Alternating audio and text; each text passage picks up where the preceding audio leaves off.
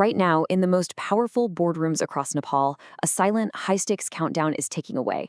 We're talking about the foundational, family run conglomerates, these massive empires that were forged over decades. Well, they're facing their single most critical moment, the transition of power. The baton is being passed to a new generation, and if history has taught us anything, it's that this is the most dangerous moment of all. You've probably heard this old saying before, right? It's a universal truth for a reason. It basically describes this brutal, predictable cycle. The first generation claws their way up, builds a fortune from absolutely nothing. The second generation, well, they maintain it. But the third generation, tragically, they're the ones who lose it all. But here's the thing. This isn't just some folksy proverb. It's a statistical reality. And the data, well, the data backs this up with chilling precision.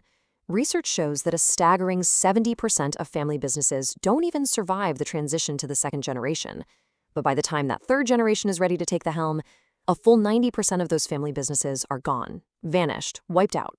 So, why does this happen? I mean, over and over again. This isn't some mystical curse. It's a very predictable breakdown. A breakdown in focus, in drive, and in structure.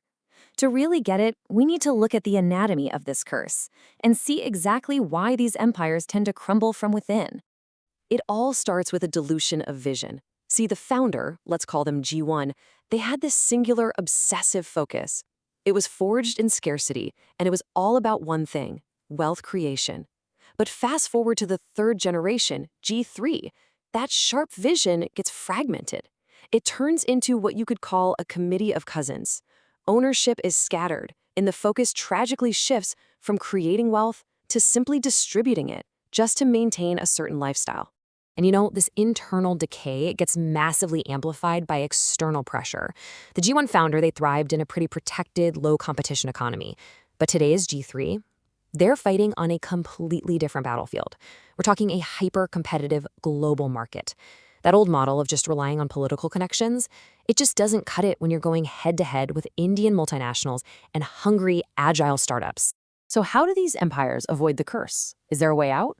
Well, the solution is radical. And for a lot of families, it's psychologically really, really difficult. It requires this major strategic pivot that we'll call the great decoupling. It's about fundamentally restructuring the business to separate blood from the boardroom. So what is decoupling? It means you evolve from being a family business, where family members run the show, to becoming a family-owned business. And that distinction is absolutely crucial. The family still governs the asset, they set the vision, but they entrust the day-to-day operations to the absolute best professionals they can find, whether they share the family name or not.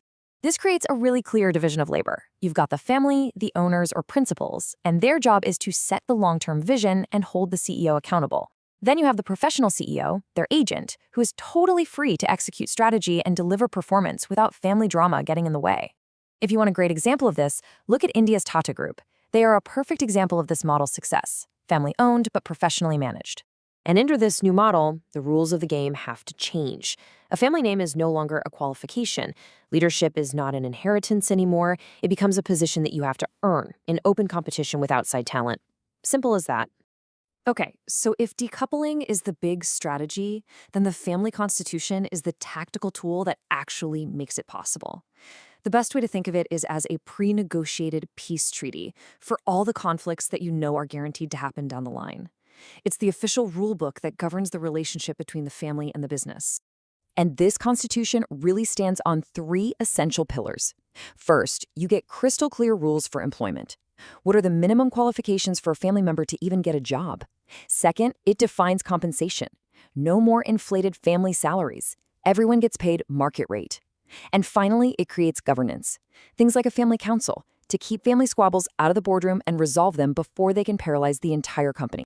The source material puts it perfectly. This document is the most powerful vaccine against the third generation curse. And that's exactly what it is. It's preventative medicine for the business. You're engineering a solution before the sickness of internal conflict can ever take hold. Now, let's just zoom out for a second, because this isn't just about the survival of a few wealthy families. The choices that they make right now, in the next few years, will fundamentally reshape Nepal's entire economic landscape. The stakes here are truly national. There are two starkly different futures possible here. On one path, you have what we could call the Great Fragmentation. This is where family disputes lead to paralysis, fire sales of prized assets, and a hollowing out of domestic industry as foreign competitors swoop in. But then there's the other path, the professionalized dynasty. Here, a few families make the hard choices. They professionalize, and they become these competitive, innovative titans who attract foreign capital on their own terms, becoming engines for regional growth. And that really brings us to the hard truth of it all. For the leaders of these families, the biggest challenge isn't financial engineering, it's emotional engineering. It means they have to voluntarily limit their own children's automatic access to power. The ultimate legacy isn't the pile of money you leave behind, but the structure you build to make it last for generations to come. So, as this critical transition unfolds, the question just hangs in the air. The logic is clear, but the execution, well, that requires immense courage and a total shift in identity. The challenge, as you see, is emotional, not financial. So which path will Nepal's great families choose?